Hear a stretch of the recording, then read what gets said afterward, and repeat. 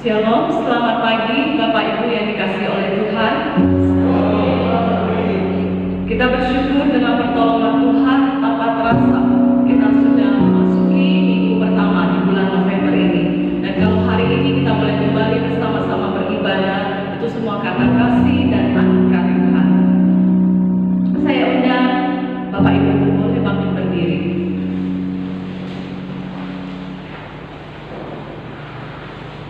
Mari kita sama-sama mengambil waktu saat teduh.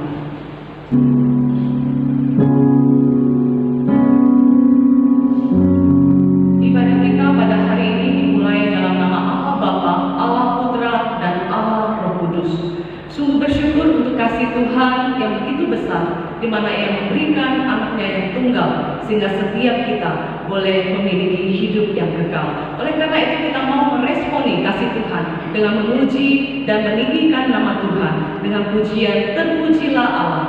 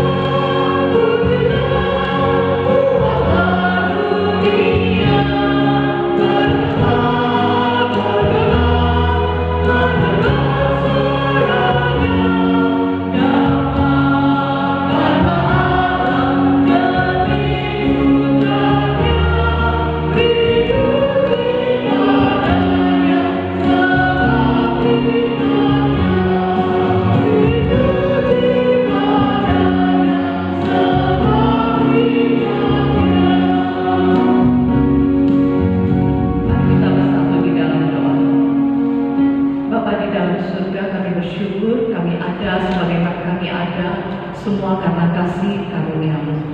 Kami bersyukur Tuhan untuk kasih dan penyertaan Tuhan di dalam hidup kami. Dan kami juga mau bersyukur untuk kesempatan di mana kami boleh kembali bersama-sama beribadah. Bapa, saat ini dengan segala kerendahan hati kami mau datang kepada-Mu. Kami rindu memuji dan menyembah Tuhan. Kiranya Tuhan yang pimpin, Tuhan yang berkati ibadah kami. Biarlah ibadah kami ini boleh berkenan bagi Tuhan. Berkati juga setiap hamba-Mu yang akan melayani pada pagi ini, dan juga setiap kami yang datang beribadah. Bapa, kami rindu biarlah sungguh nama Tuhan saja yang boleh ditinggikan lewat ibadah kami pada pagi hari ini. Terima kasih Bapa, segala pujian, hormat, dan kemuliaan hanya bagi Tuhan. Hanya di dalam nama Tuhan Yesus kami bersyukur dan berdoa. Amin. Dengan tetap berdiri, mari kita sama-sama mengikrarkan pengakuan iman rasuli, baik di dalam bahasa Indonesia maupun di dalam bahasa Mandarin. Pengakuan iman rasuli. Aku percaya kepada Allah, Bapa yang Maha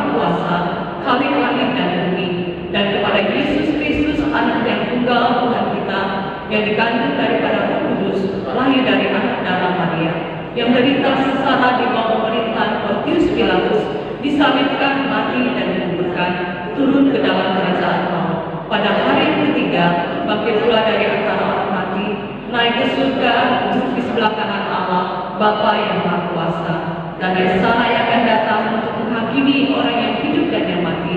Aku percaya kepada Roh Kudus, gereja yang kudus dan am, persekutuan orang kudus, pengampunan dosa, kebangkitan daging, dan hidup yang kekal. Bapak Ibu dipersilakan duduk kembali. Bapak Ibu, apakah kita semua mau menjadi orang berbahagia? Mau Bapak Ibu menjadi orang yang berbahagia? Saya percaya setiap kita pasti mau menjadi orang-orang yang berbahagia. Firman Tuhan berkata yang berbahagia adalah orang-orang yang kesukaannya akan firman Tuhan dan yang merenungkannya siang dan malam. Biarlah ini juga yang menjadi kerinduan setiap kita untuk boleh senantiasa merenungkan firman Tuhan, sehingga semakin hari kita boleh semakin bertumbuh dan hidup kita boleh semakin berkenan kepada Tuhan. Mari bersama kita akan menaikkan pujian Berbahagialah.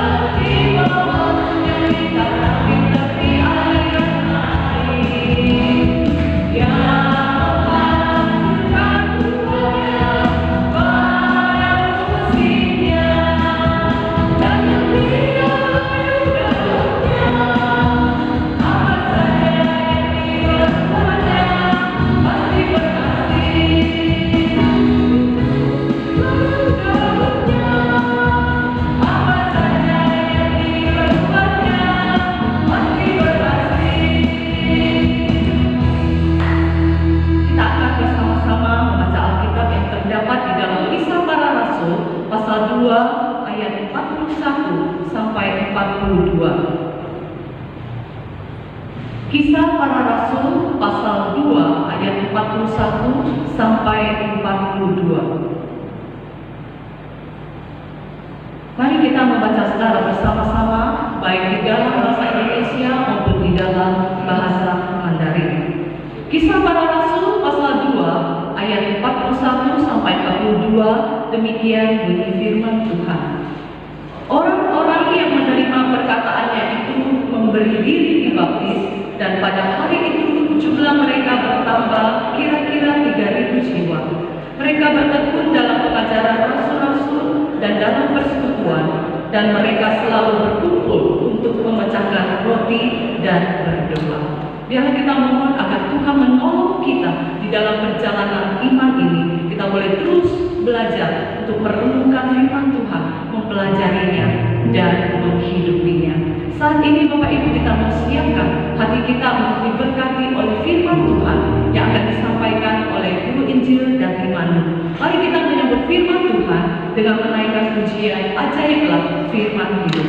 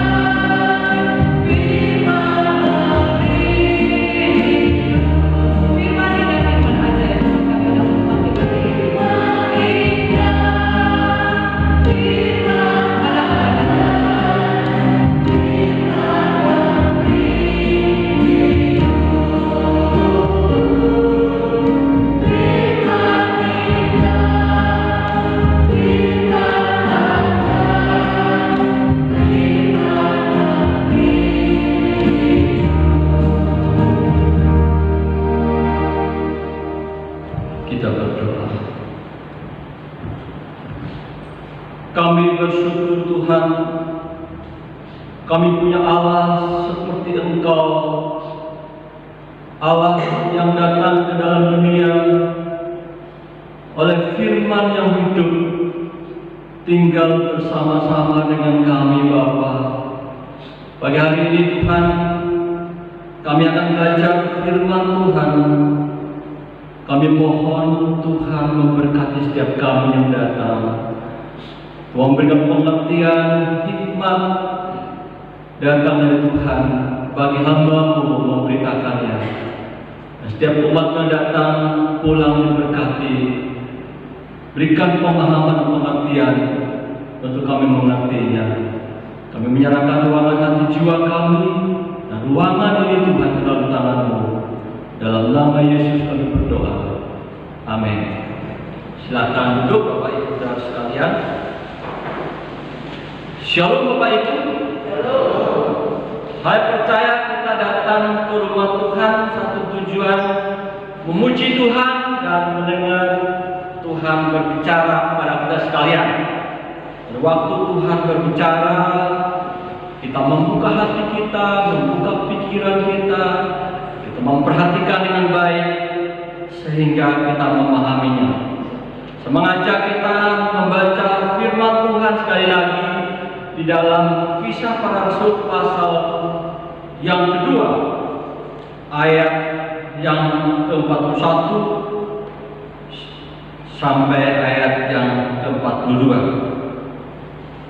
Tadi sudah kita baca, saya mengajak kita membaca sekali lagi Kisah Para Rasul pasal yang kedua, ayat yang ke-41 sampai 42. Demikian firman Tuhan, orang-orang yang menerima perkataan itu memberi diri dibaptis, dan pada hari itu jumlah mereka bertambah kira-kira 3.000 orang. Mereka bertekun dalam pengajaran rasul-rasul, dalam persekutuan, dan mereka selalu berkumpul untuk memecahkan roti dan berdoa. Demikian pembacaan firman Tuhan. Berbahagialah kita yang membaca, merenungkan, dan melakukannya dalam kehidupan kita hari lepas hari. Bapak Ibu, saudara-saudara yang terkasih di dalam Tuhan, pada minggu-minggu sebelumnya di bulan Oktober kita sudah banyak belajar firman Tuhan. Dan salah satu tema yang kita pernah pelajari, aku gereja, kau pun gereja. Dan setelah kita menerima pembelajaran bahwa hakikat gereja bukanlah gedungnya, tetapi orangnya. Jadi saudara dan saya adalah gereja. Gereja adalah setiap saya saudara yang telah dipanggil untuk menerima kasih karunia, diselamatkan dan kehidupan yang penuh dengan dosa, dan masuk dalam terang ajaibnya Tuhan, kemudian diutus ke dalam dunia untuk melayani Allah dan sesama. Itu baru namanya gereja. Bapak Ibu saudara sekalian, hari ini kita belajar firman Tuhan dengan tema gereja yang belajar. Gereja yang belajar berarti gereja itu saya dan saudara belajar. Bapak Ibu saudara yang terkasih, Tuhan Yesus adalah keturunan Yahudi, agamanya pun Yahudi. Ia setia beribadah, ia setia datang di rumah ibadah orang Yahudi, yaitu sinagoge. Dia datang belajar, mengajar, dia datang untuk membaca firman Tuhan. Itu dicatat di dalam Lukas 4 ayat 16. Dia membaca Alkitab, diberikan Alkitab, diberikan firman Allah, dan dia buka, dia membaca, dan dia membaca ayat 17. Dia adalah pribadi yang diurapi dan diutus untuk memberitakan tahun pembebasan bagi umat Tuhan. Bapak Ibu Saudara sekalian saya kasih dalam nama Tuhan, murid-murid juga demikian. Murid-murid adalah murid-murid yang belajar mengikuti jejak Yesus. Tetapi setelah Yesus naik ke surga, para murid nampaknya masih meneruskan kebiasaan ini. Kalau kita membaca di berbagai catatan Paulus, surat-surat Paulus, beberapa surat Paulus maupun di kisah para rasul, pengikut Yesus masih terus beribadah bersama dengan orang-orang Yahudi yang lain di sinagoge. Nah, ketika lahirnya gereja, murid-murid mulai merasakan adanya perbedaan antara murid-murid dengan agama Yahudi. Perbedaan itu tidak lain adalah murid-murid mengakui bahwa Yesus adalah Tuhan, sedangkan orang Yahudi tidak menerima kehadiran Yesus, menolak kehadiran Yesus, Mesias yang datang untuk menyelamatkan umat Tuhan, tapi mereka tidak menerimanya. Bapak Ibu Saudara sekalian, sampai titik di mana Petrus berkhotbah. Kalau kita membaca di dalam pasal 2 ayat 36, Petrus menyampaikan tegas bahwa kaum seluruh Israel harus tahu dengan pasti bahwa Allah telah membuat Yesus yang kamu salibkan itu menjadi Tuhan dan Kristus. Tuhan yang berkuasa, Kristus yang diurapi artinya diurapi. Dan ketika mereka mendengar khotbah Petrus, dicatat bahwa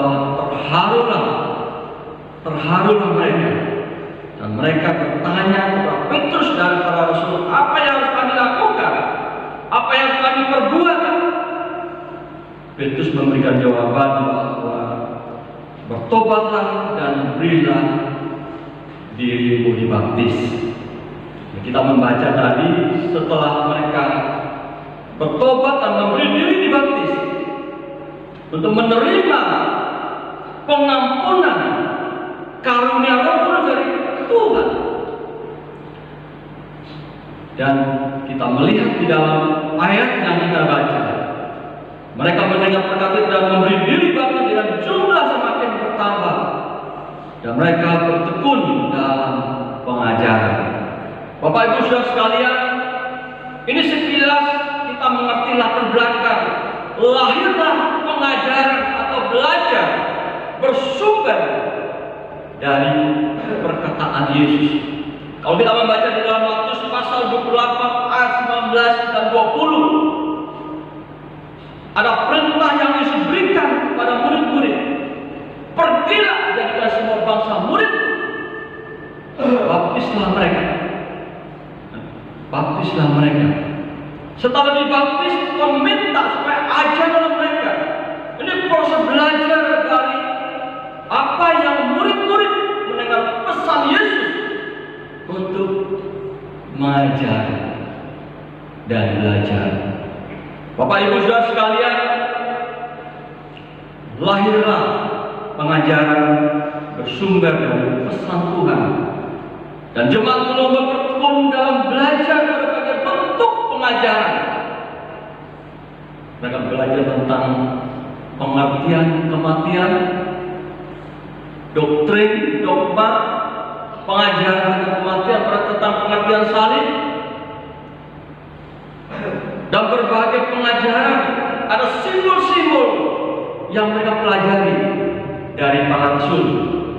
Bapak Ibu Saudara sekalian, oleh karena pengajaran pengikut Kristus memisahkan, atau pengajaran di mana pengikut Kristus memisahkan diri dari sinagoge, dan lahirlah gereja keluar, terbentuk menjadi gereja rumah. Jadi dulu murid-murid ibadahnya sinagoge karena perbedaan kepercayaan. Murid-murid percaya pada Kristus dan orang yang tidak, maka dengan pelan-pelan mereka berpisah. Lahirlah gereja, itu bentuknya gereja ulang, gereja rumah. Kalau kita membaca surat-surat Paulus, misalnya Roma 16 ayat 5, itu salam Paulus kepada Epenetus, itu di rumah, jemaat di rumah. Kemudian Priscilla dan Aquila itu jemaat di rumah. Kemudian Kolose 4 ayat 15, Laodikia, Nimfa itu jemaat di rumah. Jadi lahirnya gereja itu proses belajar itu jemaat di rumah. Tidak ada gedung seperti kita. Ya. Tidak ada. Waktu saya ngomong tentang ibadah, saya sempat menemukan bahwa tidak ada gereja, tapi mereka belajar di rumah-rumah. Ya, tidak ada. Bahkan seperti pengajaran lain belajar di rumah-rumah. Bapak Ibu Saudara sekalian, apa sih yang harus kita pahami dari arti belajar atau gereja yang belajar? Saya mencoba menulis satu pengertian yang sederhana. Gereja yang belajar adalah suatu upaya yang dilakukan oleh setiap individu. Setiap saya dan saudara adalah anggota gereja, atau dalam persekutuan komunitas untuk mendapatkan perubahan tingkah laku. Dan waktu kita belajar, kita memperoleh perubahan, mendapatkan perubahan dalam tingkah laku sebagai hasil pengalaman pribadi sendiri dalam berinteraksi dengan Tuhan. Ya, waktu kita bersedia mau belajar, kita akan diberkati dan pengalaman proses belajar tentang Tuhan. Maka kita menghadapi pengalaman pribadi dengan Tuhan dan sesama serta dari lingkungan kita. Kita belajar mendapat sesuatu dari proses belajar. Waktu kita belajar firman Tuhan, kita menerima, membaca apa yang firman Tuhan katakan. Kalau firman Tuhan katakan bahwa hari ini jangan berkata kotor, itu proses pembelajaran, proses belajar. Kita tidak lakukan lagi. Itu proses perubahan tingkah laku. Kalau hari ini kau harus berdoa, maka kita berdoa. Itu proses belajar. Bapak Ibu Saudara sekalian, pada waktu itu belajar itu atau yang mengajar adalah para rasul. Para rasul mengajar. Dan kalau zaman sekarang adalah para hamba Tuhan, para penginjil, para pastor, para rohaniawan, atau guru-guru yang mengajar. Bapak Ibu Saudara sekalian, zaman sekarang juga orang tua, zaman dulu juga orang tua. Orang tua mesti belajar, lalu mengajar. Tuhan mengajar orang Israel supaya mengajar kepada anak-anaknya waktu dalam perjalanan, waktu sedang tidur atau berbaring, waktu sedang berdiri. Zaman sekarang Tuhan minta supaya gereja belajar. Kalau jemaat tidak belajar, jemaat tidak tertarik dengan firman Tuhan, tidak bersedia merenungkan firman Tuhan, apa yang kita bisa ajar kepada anak-anak kita? Tak bisa. Harus bersedia mau diajar dan mau belajar. Kadang-kadang kalau khotbah lama dikit kita sudah mulai ngantuk. Atau khotbah yang tentang pengajaran, wah ini terlalu sulit. Karena hati kita tidak terbuka, membuka untuk firman Tuhan. Kita tidak bersedia mau diajar dan belajar. Hari ini sebuah tema yang sangat bagus supaya kita belajar firman Tuhan. Tentu tema ini punya maksud. Mengapa kita harus belajar? Pertanyaan ini kita harus jawab. Kita harus jawab. Kita belajar karena perintah Tuhan, amanat Kristus, amanat Tuhan, supaya ajarlah mereka. Kita tidak tahu apa yang kita lakukan kalau kita tidak belajar. Ajarlah mereka supaya mereka melakukan segala sesuatu yang telah kuperintahkan kepadamu. Jadi hal yang pertama, mengapa gereja harus belajar? Itu merupakan amanat Tuhan untuk memperlengkapi setiap orang percaya yang menjadi murid Yesus, Gereja mesti belajar. Kita yang sudah mengaku, yang percaya dan menjadi murid Kristus mesti belajar. Belajar membaca firman Allah, belajar menyelidiki firman Tuhan. Tanpa belajar, kita tidak paham apa-apa. Saya memikirkan hal ini. Kenapa orang-orang yang sudah dibaptis ke gereja begitu cepat berpindah iman mereka? Menurut saya mereka belum punya iman. Kalau mereka sudah punya iman, mereka tidak akan meninggalkan. Mereka cuma bergereja, beragama Kristen, tapi tidak tahu apa-apa. Akhirnya ketika mereka menerima pendidikan yang di luar iman kita, mereka percaya dan meninggalkan. Jadi, mengapa kita belajar merupakan amanat Tuhan Yesus supaya memperlengkapi setiap mereka yang percaya menjadi murid Tuhan Yesus. Nah, ini tanggung jawab yang nggak gampang. Bapak Ibu mau nggak diajar kalau hamba Tuhan buka kelas pengajaran gereja? Hari Senin kelompok ini, hari Selasa kelompok ini, hari Rabu kelompok ini. Kalau semua kumpul kan nggak mungkin. Itu gereja mula-mula demikian. Jadi komsel besar. Kalau orang bilang komsel akhirnya melahirkan gereja besar, jemaat banyak, itu bukan terobosan baru, saudara. Itu mengikuti jejak gereja mula-mula. Kalau ada sebuah gereja keluarga Allah di Jawa, di Solo, hampir dari berbelahan negara-negara juga datang belajar di sana, dan gereja-gereja Indonesia juga pergi belajar sana supaya pengen jadi gereja yang berhasil, jemaatnya banyak. Prosesnya adalah proses belajar. Karena melalui proses belajar, seorang mengalami perubahan, maka dia akan membawa orang kepada Kristus. Membawa orang pada Kristus. Apa yang dialami, pengalaman baru, berinteraksi dengan Tuhan, perubahan tingkah laku yang ditunjukkan pada sesama dan lingkungan berdampak bagi gereja, dan orang akan menjadi percaya kalau dia bersaksi tentang Tuhan. Maka jemaat bertambah-tambah. Tapi kalau kita tidak belajar, apa yang kita sampaikan, apa yang kita bisa saksikan, bahkan sampai hari ini kita ada yang belum bisa mendoakan orang atau berdoa dalam persekutuan.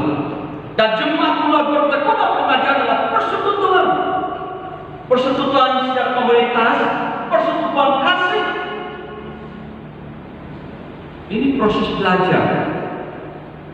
Mengapa kita harus belajar? Tuhan menghendaki ada pembelajaran supaya setiap mereka yang telah mendengar Injil dan percaya kepada Yesus itu bertumbuh dalam iman dan memahami Injil atau kabar baik itu dengan benar. Kita memahami Injil kabar baik yang benar, bertumbuh dalam Tuhan, itu harus belajar. Belajar tidak harus pergi sekolah teologi. Belajar dari ketaatan kita untuk belajar firman Tuhan. Kita tidak belajar, kita tidak akan bertumbuh. Pertumbuhan itu dari proses pembelajaran yang berdampak besar bagi kita, bagi gereja Tuhan. Mengapa kita lihat sejarah gereja? Jemaat mula-mula belajar, dampaknya besar. Dampaknya besar, Bapak Ibu. Kalau kita membaca ayat 42. Kemudian hal yang keempat, situasi sekarang ini menuntut perlu adanya pendidikan pengajaran dalam gereja. John Stott bilang gereja yang hidup adalah gereja yang belajar. Gereja yang hidup adalah gereja yang belajar. Gereja yang hidup adalah gereja berarti apa? Berarti ada gereja yang mati. Mati rohaninya. Tidak mengerti apa-apa sepanjang tahun. Ini memang keras. Tetapi ini adalah kehidupan kita harus keluar dari rasa nyaman. Kita harus belajar. Sekarang belajar itu dianggap adalah hamba Tuhan. Dan pekerja itu mesti rohaninya lebih tinggi. Dan belajar. Kalau jemaat tidak perlu. Itu hal yang salah. Jadi gereja yang belajar adalah gereja hidup. Gereja hidup mempraktekkan apa yang menjadi pesan Tuhan, yaitu belajar. Ya. Yesus sendiri belajar. Dia pun dia belajar. Dan semakin dia hikmatnya bertambah-tambah. Kita belajar melalui pembinaan. Kalau ada pembinaan di gereja, mestinya jemaat tertarik. Berbondong-bondong, aku mau pergi di gereja, pengen dengar apa kata firman Tuhan. Sekalipun tema yang mungkin susah, hal yang tentang sesuatu yang bersifat pengajarannya mungkin kita tidak bisa cerna, tapi kita mesti ikut supaya kita paham. Karena pengajaran itu membuat kita memahami. Ya, pada kelas pemahaman Alkitab itu kelas PA, ya, pemahaman Alkitab. Bapak Ibu yang saya kasih dalam Tuhan, seorang psikiater namanya Michael Harton, dia bilang begini, kadang jemaat merasa tidak membutuhkan pengajaran. Itu saya nggak perlu, itu bukan kebutuhan. Jadi belajar itu merasa bahwa itu bukan kebutuhan. Belajar kebutuhan. Kebutuhan. Kebutuhan akan pengenalan tentang Tuhan. Sehingga kita bertumbuh semakin dewasa di dalam Kristus. Itu kita perlu belajar. Dan karena gereja juga merasa bahwa pembinaan itu khusus buat orang-orang yang kuat, orang-orang muda dan punya kemampuan intelijen yang kuat, intelijensi yang kuat, pikiran yang bagus. Jadi orang-orang dewasa, nenek-nenek, kakek-kakek nggak perlu. Ya, Robert Browning bilang itu salah. Semua jemaat itu harus masuk dalam kelas pembinaan, kelas pembelajaran. Dengan kita belajar, kita mempersiapkan hidup kita. Agak miring dikit pernyataan saya untuk menyongsong akhir zaman ini. Saya pakai kalimat yang harus sedikit akhir zaman ini. Hidup kita mengenakan firman Tuhan, merenungkan firman Tuhan malam. Itu orang-orang berbahagia. Akan menghasilkan banyak buah. Buah kehidupan kita, buah yang bertenang bagi Tuhan. Kalau kita menggunakan firman Tuhan dalam hidup kita. Proses belajar.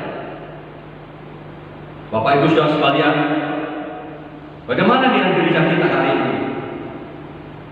Bagaimana dengan saudara-saudara? Gereja saya nggak sebut gedung, tapi kehidupan pribadi kita.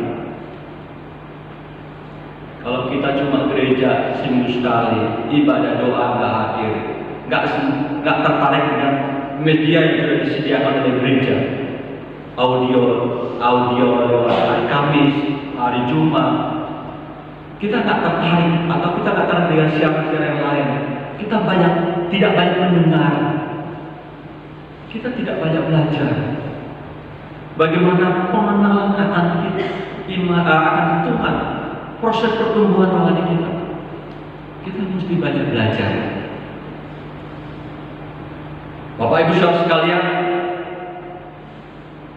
jika ini terjadi pertumbuhan, kita harus menjadi gereja yang belajar. Bapak Ibu pengen bertumbuh dan menjadi gereja yang hidup, belajar. Ya.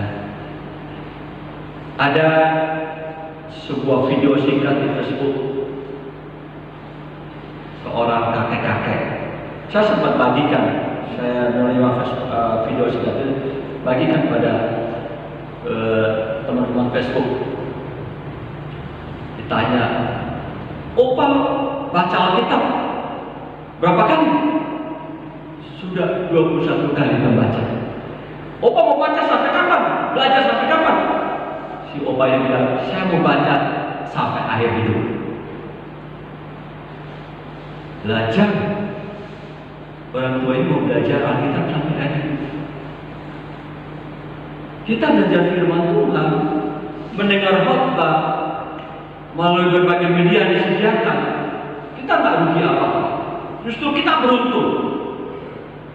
Kita sedang menyiram jiwa kita, memberi jiwa kita nutrisi rohani supaya menyehatkan rohani kita, tubuh rohani kita.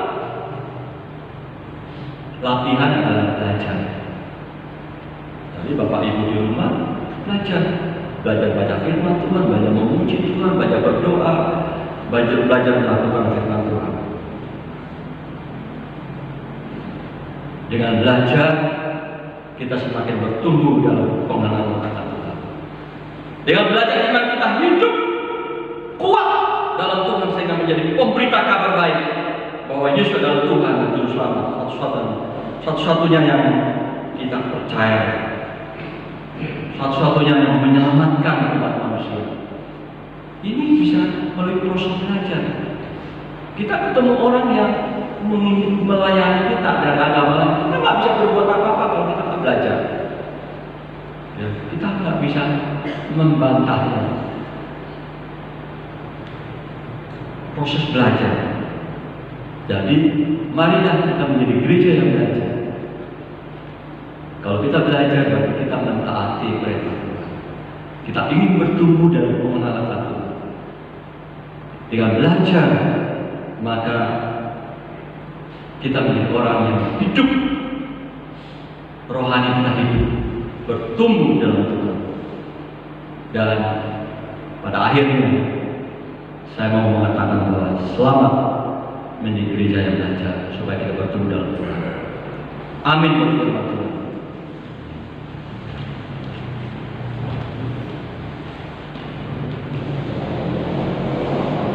Mengajak kita mengambil sikap berdiri.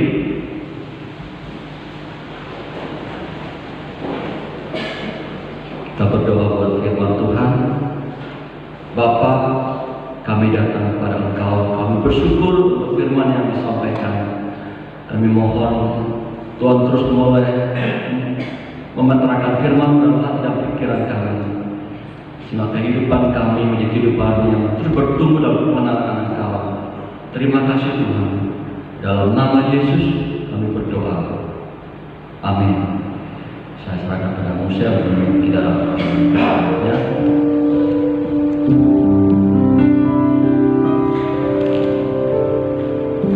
Kita persiapkan diri kita mengikuti perjamuan kudus, kita naikkan pujian PPK.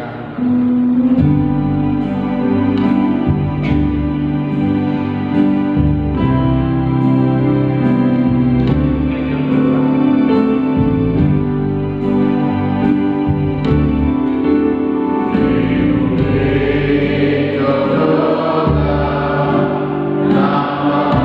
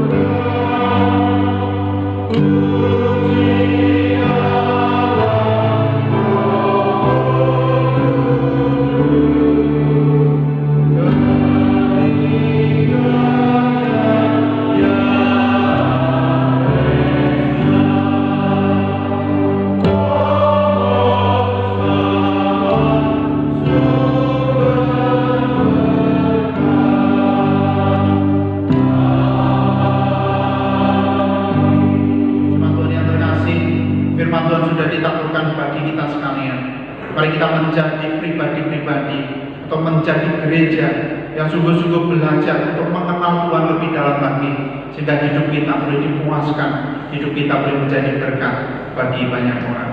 Kini pulanglah, arahkanlah hati dan pikiran kepada Tuhan, dan terimalah berkatnya. Tuhan memberkati engkau dan melindungi engkau. Tuhan menyinari engkau dengan wajah-Nya dan memberi engkau kasih karunia. Tuhan menghadapkan wajah-Nya kepadamu dan memberi engkau damai sejahtera. Amin.